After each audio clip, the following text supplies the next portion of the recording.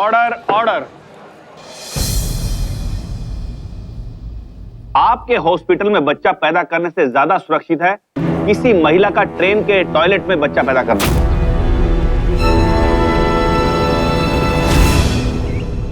एक ट्रेन के टॉयलेट को डिलीवरी के लिए अस्पताल से बेहतर कहा गया, और यह टिप्पणी किसी और ने नहीं, खुद माननीय जज साहब ने दी। आप खुद अंदाजा लगाइए कि जज साहब ने इतनी सख्त टिप्पणी किन हालात में दी होगी। जाहिर है कि अदालत के कटघरे में खड़ा एक अस्पताल का प्रशासन लापरवाही की सारी हदें लांघ चुका होगा। सवाल यह है कि आखिर किस तरह की लापरवाही हुई थी उस अस्पताल में, जिसके खिलाफ एक माँ बाप कोर्ट में पहुंचे और इंसाफ की मिसाल कायम की।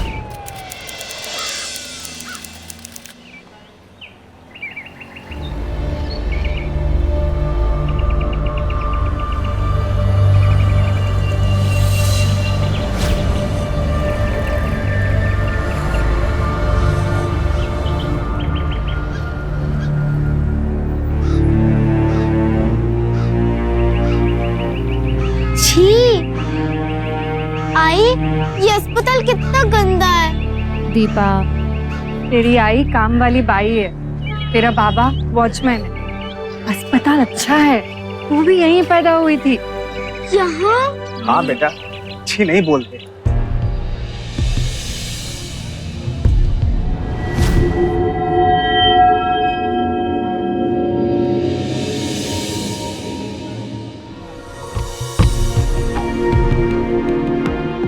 हा येऊ दे ना, साहबला सांगितलंय मी। हाँ हाँ हाँ हाँ मी करतोय। हाँ काल तुला अस्पताल में कोई लड़का हुआ है क्या? हाँ हुआ ना, वो 6 नंबर वाली को 2 लड़के हुए। हाँ हाँ बराबर। ओ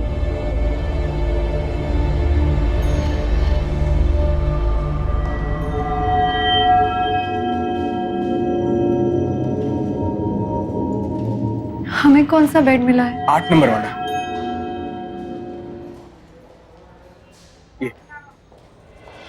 मौसी, मौसी, 8 नंबर बेड हमारा है।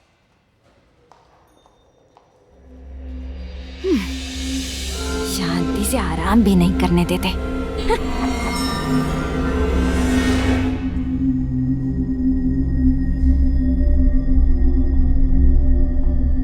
पर्स? मुन्नी, उठ, मेरा पर्स मालूम नहीं कहाँ है। देख तो, किसने लिया? हाँ, आपने मेरा पर्स देखा? हाँ, यहाँ पे किधर है? किसने लिया? नर्स, किसने लिया? कौन मार रहा है? अरे इतना क्यों चिल्ला रही है? पर्स चोरी में मेरा, किसने ले लिया मेरा पर्स? अरे तो हमसे क्या पूछती है? खुद का ही ध्यान नहीं होगा? और यहाँ कितने लोग आते जाते हैं, किसने लिया होगा क्या पता? हम पेशेंट की देखभाल के लिए, तुम लोगों के सामान की नहीं। और ज्यादा चिल्लम चिल्ली नहीं, पेशेंट लोग को डिस्टर्ब होता है। आ जाते हैं कहाँ से। दीपा, तू अपनी आई का ख्याल रखना, ठीक है? और सामान छोड़कर कहीं जाना नहीं। मैं चाय लेके आता हूँ।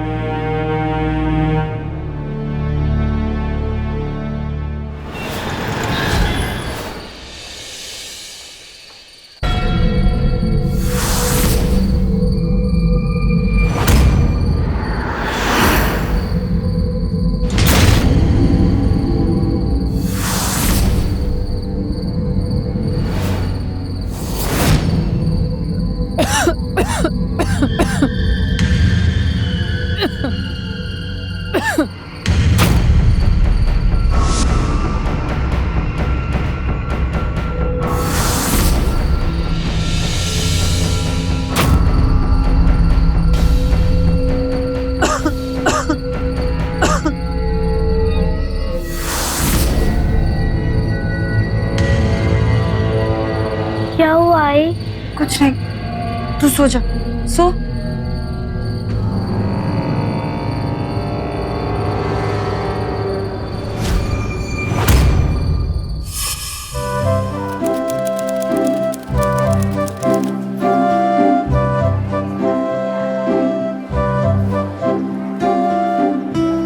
आई, ये देखो भाऊ।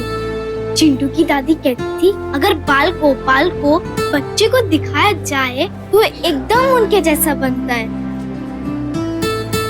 खूब छान। इसको कैसा लग रहा है अभी? ठीक है ना मैडम जी? हाँ, परेशान कर दिया आपके इस नर्स ने। 4 बार बोलो तब जाके बॉटल बदलती है। तेरे समझाइए ना। क्या समझाऊं?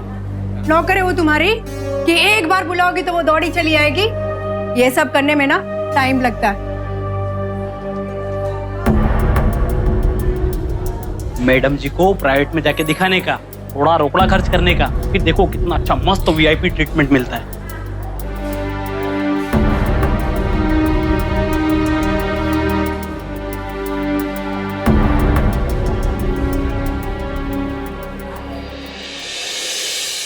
सरकारी अस्पतालों का निर्माण आम आदमी के सस्ते और अच्छे इलाज की सुविधा के लिए किया गया, लेकिन चंद लोगों के लालच की वजह से सरकारी अस्पताल बदहाली के शिकार होते जा रहे हैं।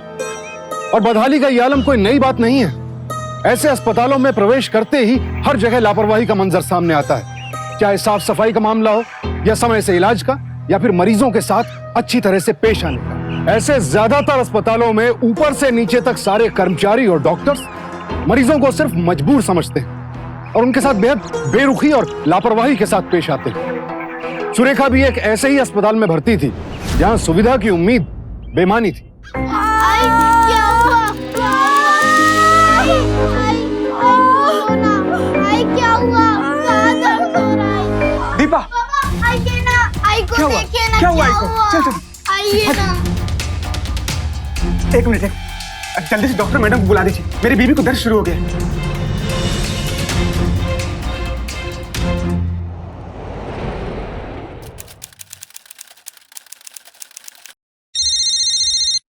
उठ जाओ।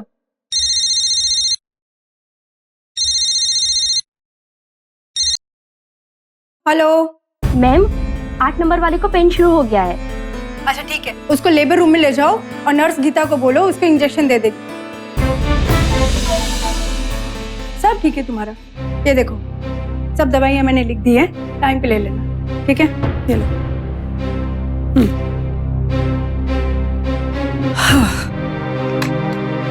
हाँ, दूसरा पेशेंट भेजो।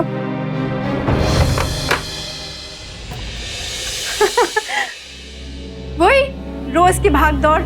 डॉक्टर, हाँ हाँ, आऊंगी ना।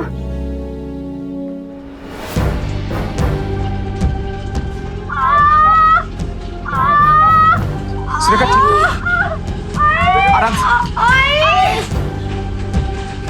सुरेखा,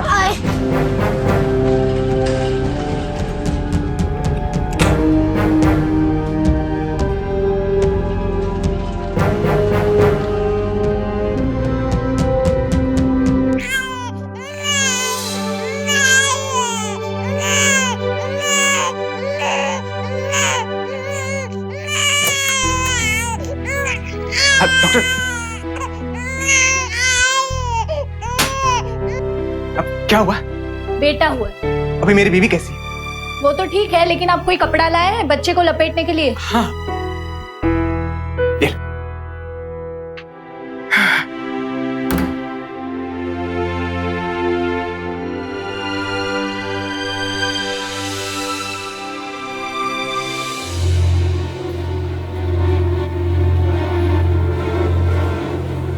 नहीं, तेरे अस्पताल में लड़का हुआ है? हाँ हाँ हुआ ना, वो 8 नंबर वाली को।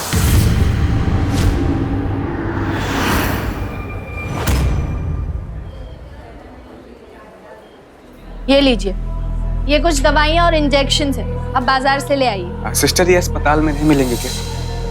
नहीं, क्योंकि हॉस्पिटल में स्टॉक खत्म हो गया। अब कितने की मिलेंगी? 500-600 की।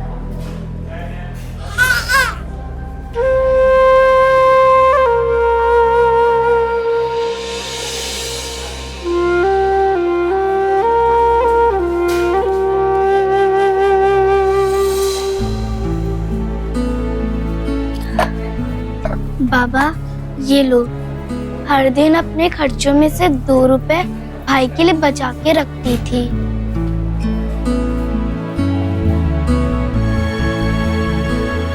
बेटा, तू इसे अपने पास ही रख, मेरी पगार मिलने वाली, मैं उसी से दवाइयां लेते हूँ।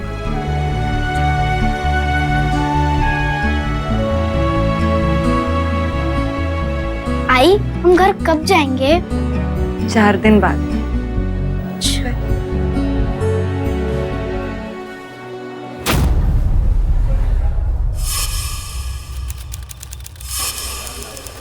आई, मुझे बाथरूम जाना है। तो जाना दीपा, वही तो है। उधर बहुत अंधेरा है, मुझे डर लग रहा है। दीपा, मुन्नी को मैं कैसे अकेले छोड़ के जाऊंगी? बहुत जोर की लगे, चलो ना। अभी 2 मिनट रुक, कोई आ जाए ना तो मुन्ना को उनके पास छोड़ के मैं तुझे लेके चलती हूँ, ठीक है? लाओ आंटी, फाइल ले दो। नीचे। रुक 2 मिनट, मुन्ना को देखना। मैडम जी, हाँ? वो मेरी बेटी को बाथरूम जाना है। वो मेरा मुन्ना जो है ना, वो अकेला है। आप 2 मिनट उसे देखेंगी? हद हो गई, मैं डॉक्टर हूँ या चौकीदार?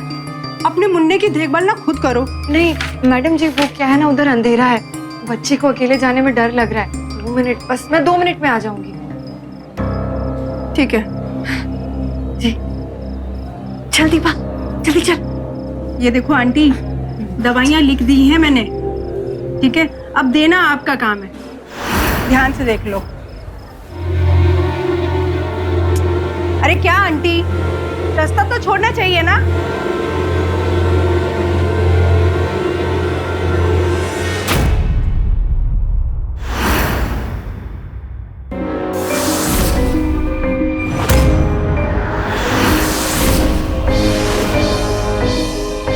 वो बड़ी हो गई, ऐसे छोटी छोटी चीजों में डरेगी तो कैसे चलेगा? तेरा छोटा भाई है। मुन्ना, मुन्ना किधर गया?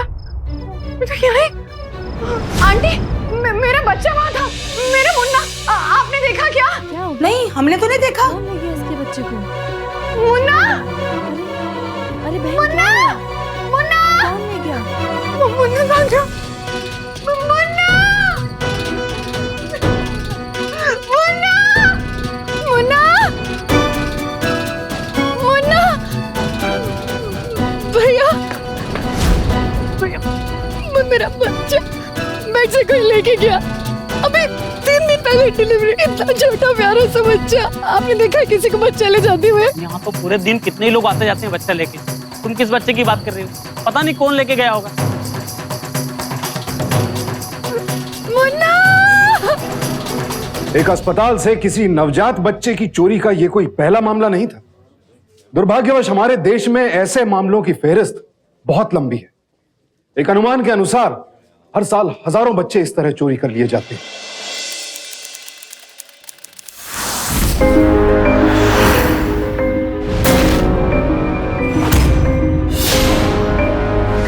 अगर इस अस्पताल में ऐसी कोई सुरक्षा व्यवस्था होती कि बच्चे के अस्पताल से बाहर जाने से पहले इस बात की जांच होती कि जो औरत उस बच्चे को बाहर लेकर जा रही है वो उसकी मां है भी या नहीं, तो एक मां की गोद यूं सूनी नहीं होती। अगर इस अस्पताल में सीसीटीवी कैमरास लगे होते तो उस औरत की पहचान हो सकती थी और उसे पकड़कर बच्चे को वापस लाया जा सकता था। लेकिन इन अस्पतालों में उस वक्त ऐसी कोई भी सुरक्षा व्यवस्था नहीं थी जिसकी कीमत इन दूध पीते बच्चों और उनकी मांओं को चुकानी पड़ रही थी। अगर हमारा बच्चा नहीं मिला तो बहुत बुरा होगा। देखिए, आप लोग परेशान मत होइए, हम 3 दिन में आपका बच्चा ढूंढ लेंगे। आपको थोड़ा विश्वास करना चाहिए और इस वक्त आपकी पत्नी को आपकी बहुत जरूरत है।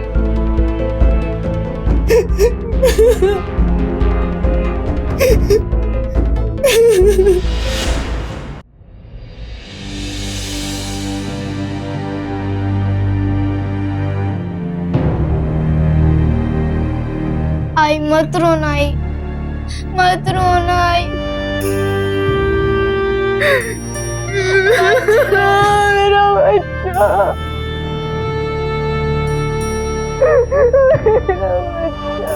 सुरेखा, हमारा बच्चा जरूर मिलेगा। संभालो अपने आप को।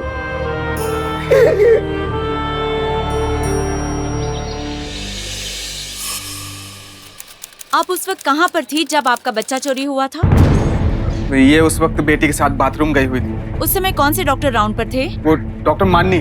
तो आपको क्या लगता है इसमें हॉस्पिटल स्टाफ की गलती है? सारे अस्पताल की गलती है। ओ मैडम, चलिए यहाँ से बाहर चलिए। ये कोई इंटरव्यू करने की जगह नहीं है, हमारे पेशेंट्स का वार्ड है, उन्हें डिस्टर्ब होता है। चलिए आप बाहर जाइए। तो आप हमें कोई और जगह दे दीजिए ना इंटरव्यू करने के लिए। रुकिए। हेलो सर, यहाँ कुछ रिपोर्टर्स आए, पेशेंट नंबर 8 का इंटरव्यू ले रहे हैं, वार्ड में खड़े रहेंगे। ऐसा करो, उनको मेरे कैबिन में लेकर आओ तुरंत। ठीक है सर। चलिए इंटरव्यू के लिए जगह देती हूँ आपको।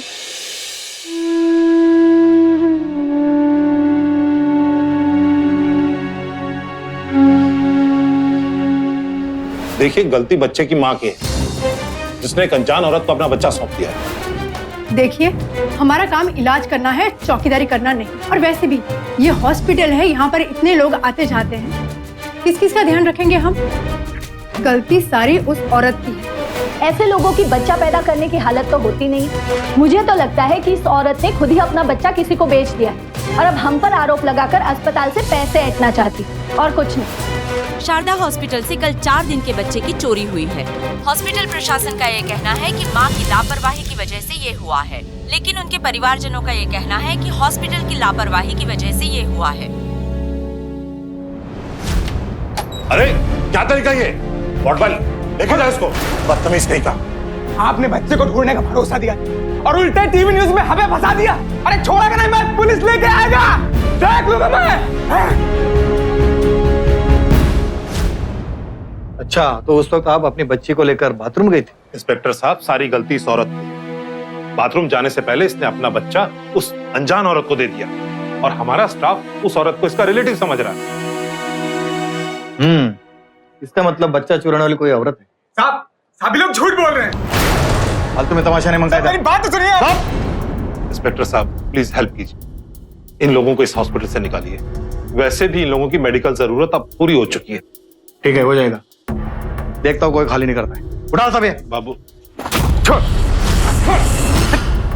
छोड़ो, हटो पीछे। झूठे हो तुम सब के सब झूठे हो। मेरा बच्चा तुम अस्पताल वालों की गलती से चोरी हुआ है। नहीं जाऊंगी मैं यहाँ से जब तक मेरा बच्चा नहीं मिल जाता। सुना तुमने? नहीं जाऊंगी मैं। ये ठीक कह रही है, जब तक इसे अपना बच्चा नहीं मिल जाता ये यहाँ से नहीं जाएगी। हाँ, नहीं जाएगी, कहीं नहीं जाएगी। जब तक उसका बच्चा नहीं मिलता तब तक वो कहीं नहीं जाएगी। वो जाएगी नहीं यहाँ से। जब तक उसका बच्चा नहीं मिलता तब तक वो कहीं नहीं जाएगी।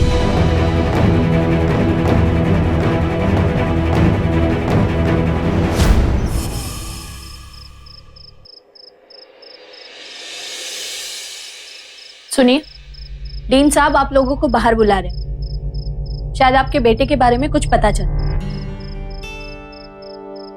लेकिन हाँ, ज्यादा शोर करने की जरूरत नहीं है, चुपचाप बाहर आ जाइए। चलो मेरा मुन्ना। दीपा, चल दीपा।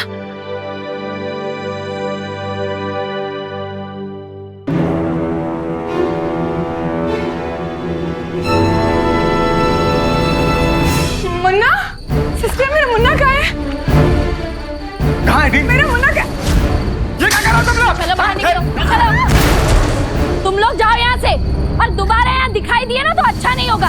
कुछ नहीं होने वाला तुम लोगों का, ना ही तुम्हारा कोई बच्चा मिलने वाला है। जाओ यहाँ से, चलो।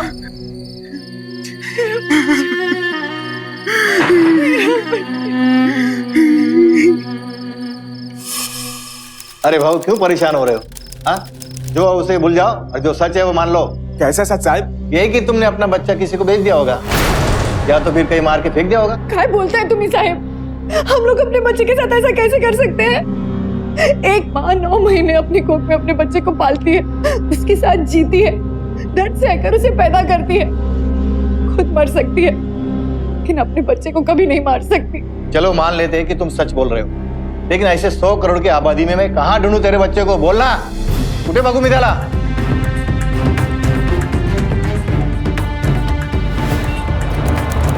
देख सुरेखा, जो हो गया उसे भुलाने में ही भलाई है।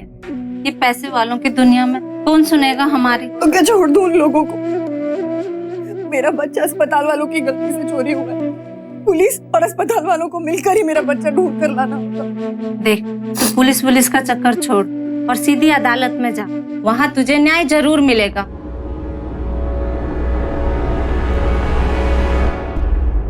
सुरेखा, ये दीपा दिखाई नहीं दे रही? दीपा, अरे दीपा, दीपा, दीपा, दीपा, दीपा, दीपा, दीपा, दीपा, दीपा, दीपा, दीपा को देखा है सब? दीपा किधर गई? अभी तो यहीं थी। दीपा,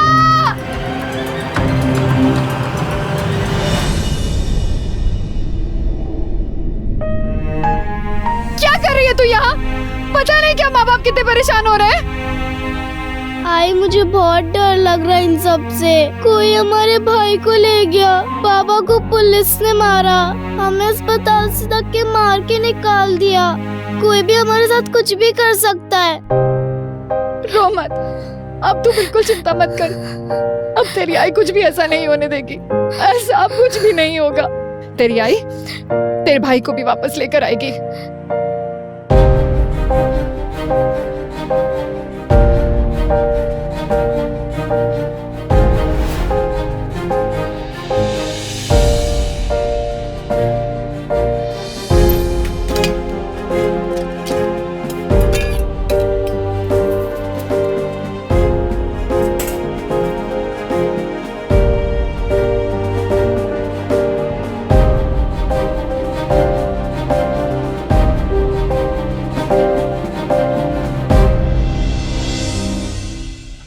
ये लो, जो मैंने जमा किए थे, कुछ एडवांस भी लेता हूँ, वो भी शाम तक ला के देता हूँ। हाँ ये पकड़ो, फीस के पैसे हो जाएं बस।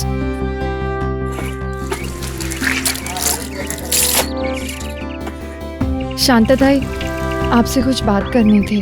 हाँ बोलो ना सुरेखा। शांता ताई, मुझे कुछ पैसे की जरूरत थी। कितने चाहिए सुरेखा? 1000-2000 जितने भी होंगे। वो क्या है ना कि इसके समय कितने की जरूरत पड़ जाए कह नहीं सकते, और फिर वकील की फीस भी जाने कितनी होगी। ठीक है मैं देखती हूँ।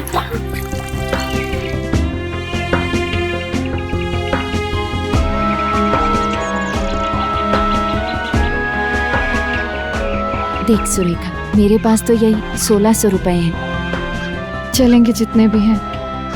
विश्वास करिएगा शांता ताई, मैं जल्दी वापस कर दूंगी। देख तेरा बच्चा मिल जाए, मैं समझूंगी मेरे पैसे सारे काम आ गए। चलती हूँ।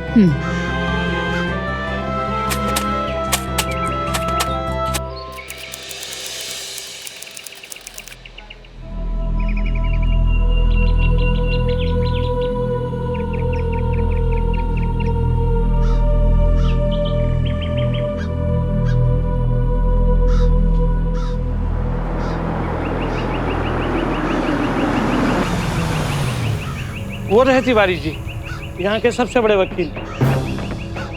साहब नमस्ते साहब। साहब मैं बहुत उम्मीद लेके आई हूँ, मेरी मदद कर दीजिए। बच्चा ढूंढने के लिए वो अस्पताल से केस लड़ने का है साहब। देखो क्या चाहिए, बोलिए। साहब जितना पैसा चाहिए ले लो, लेकिन मेरा केस लड़ दो। देखिए इतने से पैसों में कुछ नहीं होने वाला। सर की फीस कम से कम 40,000 रुपए है, तभी वो केस हाथ में लेते हैं। 40,000 लाइए तभी कुछ होगा। 40,000? इन रुपयों से क्या होगा? वकील की फीस तो 40,000 रुपए है। लेकिन इतने रुपए लाएंगे कहाँ से? और बिरजू कह रहा था कि कोर्ट कचहरी में सालों साल लग जाए। मैं हार नहीं मानूंगी। जब तक जिंदा हूं इसके लिए लड़ती रहूंगी।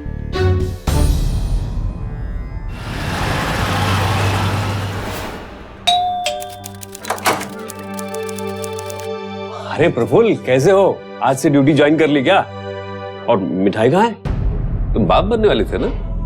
क्या हुआ बेटा है बेटी? साहब वो प्रफुल्ल क्या हुआ? साहब आपने शारदा अस्पताल वाली खबर टीवी पे देखी होगी। शारदा हॉस्पिटल से कल 4 दिन के बच्चे की चोरी हुई है।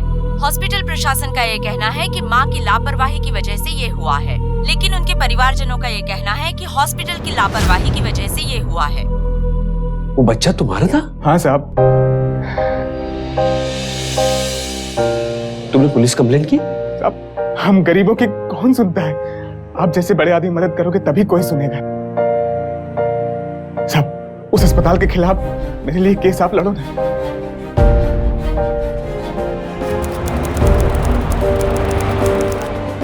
मैं आपका केस लड़ूंगा।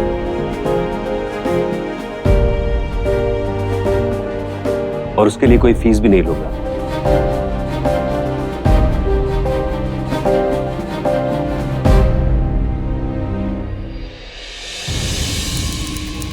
सर कोर्ट का नोटिस लेकर आए हैं।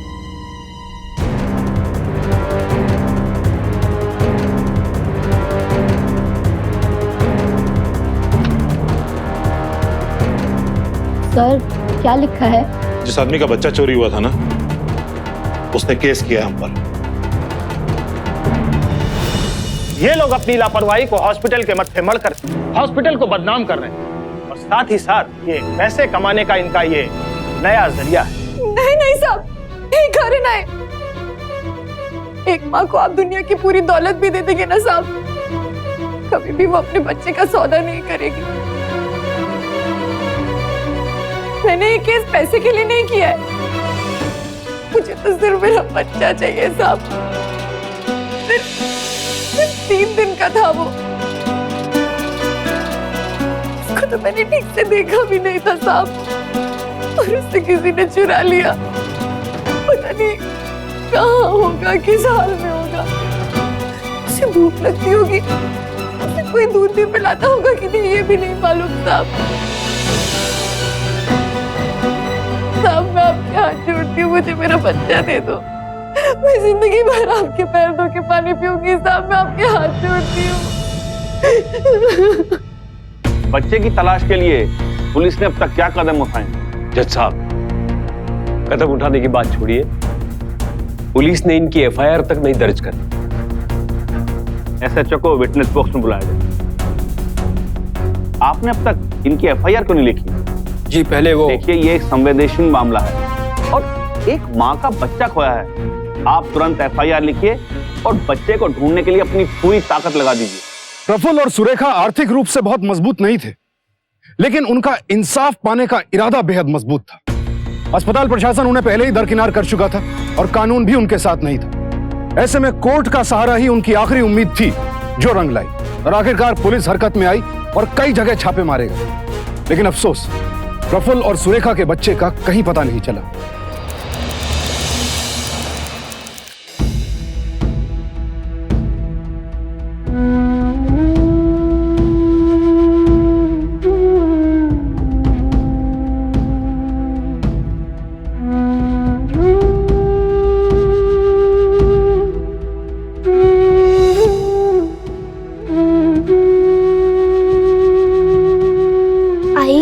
मेरा भाई मिल जाएगा ना?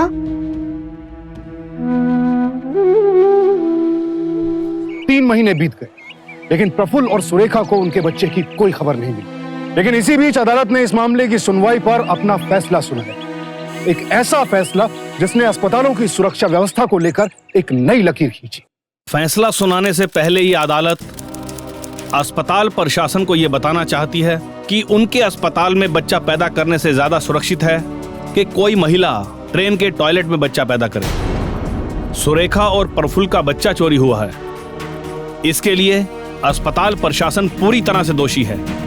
ये अदालत अस्पताल प्रशासन को सुरेखा और प्रफुल्ल को 5 लाख रुपए का मुआवजा देने का आदेश देती है और भविष्य में इस तरह की कोई घटना घटित ना हो, उसके लिए ये अदालत सभी अस्पतालों को एक दिशा निर्देश जारी करती है और उसका कड़ाई से पालन करना सभी अस्पतालों के लिए बहुत जरूरी है। नवजात और प्रसव के बाद वार्डों और बाल चिकित्सा वार्डों में 24 घंटे सुरक्षा गार्ड मौजूद रहेंगे और सीसीटीवी कैमरास अस्पताल के प्रवेश द्वार, कॉरिडोर और निकास द्वार पर लगाए जाने चाहिए। साथ ही अस्पताल के वो हिस्से जहां लोगों की भीड़ हर वक्त मौजूद होती हो। क्या कहेंगे आप ऐसी पहल को? किन शब्दों में सुरेखा और प्रफुल्ल की लड़ाई को बयान किया जाए? ऐसा नहीं कि अस्पताल से किसी दंपत्ति का बच्चा पहली बार चोरी हुआ था, या फिर जिनके नवजात शिशु चोरी हो जाते हैं वो उन्हें ढूंढने की कोशिश नहीं करते। लेकिन ऐसे कितने लोग हैं जो इस तरह की लापरवाही को अदालत तक घसीटते हैं और ऐसा फैसला हासिल करते हैं? यकीनन बहुत कम। प्रफुल्ल और सुरेखा ने वो लड़ाई लड़ी जिसका जश्न उनके लिए नहीं, औरों के लिए था। अदालत के इस आदेश के बाद कई अस्पतालों में सुरक्षा के इन निर्देशों का पालन किया जाने लगा। लेकिन तभी एक और वारदात हुई।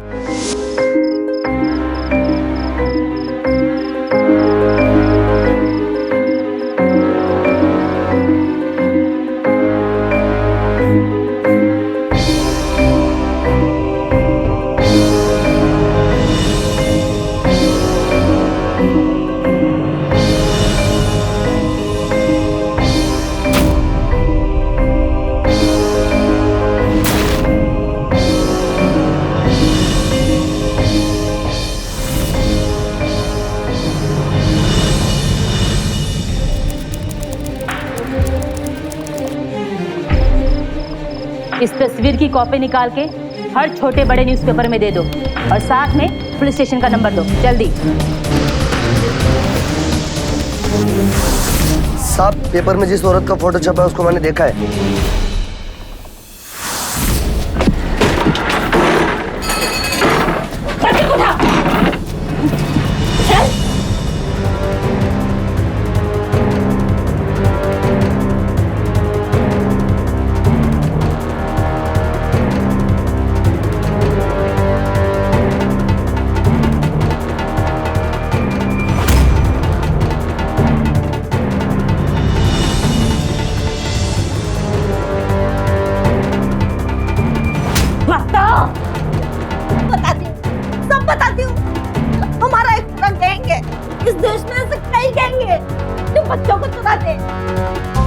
बच्चा चुरा के रखते कहो तुम लोग? ये वो पुरानी बस्ती। हटिए आप, हटिए यहाँ से।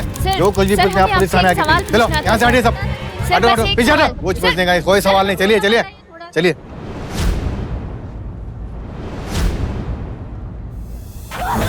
बता दो। वो क्या है मैडम, आजकल अनाथ आश्रम में बच्चे कम से कम 3 साल के ऊपर के होते हैं, इसलिए जो बेऔलाद लोग हैं वो नवजात शिशु चाहते हैं, इसलिए हम लोग दवाखाने से बच्चे चुराते हैं और उन्हें बेच देते हैं।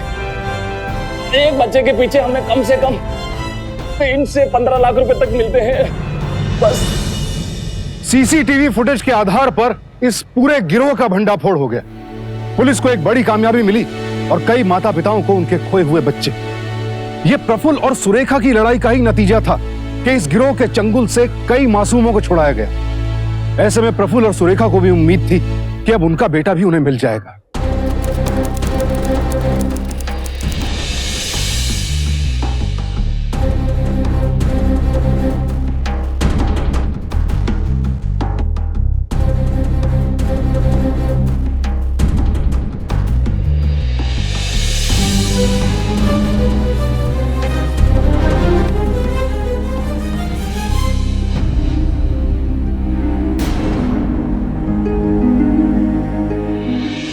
सुरेखा जी, आपने कोर्ट में एक बड़े अस्पताल के खिलाफ केस रजिस्टर करवाया, जिसके कारण कोर्ट ने अस्पताल को ये डायरेक्शन दी है कि वो सुरक्षा के कड़े इंतजामात करें। और आप ही की वजह से पुलिस ने एक ऐसे गिरोह को गिरफ्तार किया है जो बच्चों की चोरी में माहिर था। जी हाँ, मैंने ये सब कुछ टीवी पर देखा। मैं आप लोगों के माध्यम से उन लोगों से एक विनती करना चाहती हूँ जो पैसा देकर बच्चा खरीदते हैं कि बच्चा चुराने वालों से बड़े गुनहगार तो आप लोग हैं जो अपने आंगन में किलकारियां लाने के लिए दूसरे माँ बाप की गोद उजाड़ देते हैं। क्या पैसा आपको ये हक देता है कि आप ऐसे माँ बाप बने? अगर आप मुझे देख रहे हैं, मुझे सुन रहे हैं, तो मेरी विनती सुनिए। अगर आपके पास ऐसा कोई बच्चा है जिसके दाएं पैर पे कोई जन्म चिन्ह है, तो वह बच्चा मेरा है, उसे मुझे लौटा दीजिए। एक माँ को उसकी जिंदगी लौटाकर आप उस पर बहुत बड़ा एहसान करेंगे, बहुत बड़ा एहसान करेंगे।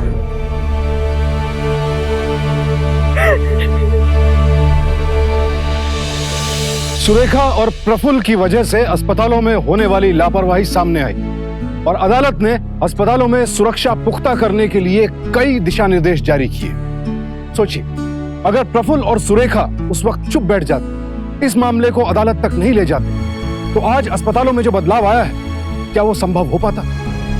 हर आम हिंदुस्तानी उनकी इस लड़ाई के लिए उनका आभारी है। सुरेखा और प्रफुल्ल को उनका बेटा अब तक नहीं मिला है, लेकिन उन्होंने उम्मीद का दामन नहीं छोड़ा है। उन्होंने अपने बेटे का नाम दीपक रखा है, जिसके मिलने की उम्मीद वो कभी बुझने नहीं देंगे। सुरेखा और प्रफुल्ल की कोशिशों ने आधी लड़ाई तो जीत ली है, लेकिन अब जिम्मेदारी हमारी है कि हम इस बात का ध्यान रखें, जिस अस्पताल में भी हम जाते हैं वहां सुरक्षा के इन दिशा निर्देशों का कड़ा पालन हो रहा है या नहीं, और अगर नहीं तो उसके खिलाफ आवाज उठाएं, ताकि कल फिर किसी प्रफुल्ल और सुरेखा को अपने बच्चे से जुदा ना होना पड़े। याद रहे, उम्मीद और साहस हम सब में, जरूरत है तो बस खुद को जगाने। अब मैं सुशांत सिंह आपसे विदा लेता हूं। कल फिर मुलाकात होगी ऐसी ही एक और असाधारण कहानी के साथ। देखते रहिए सावधान इंडिया, 100 दिन 100 फाइट बैक्स।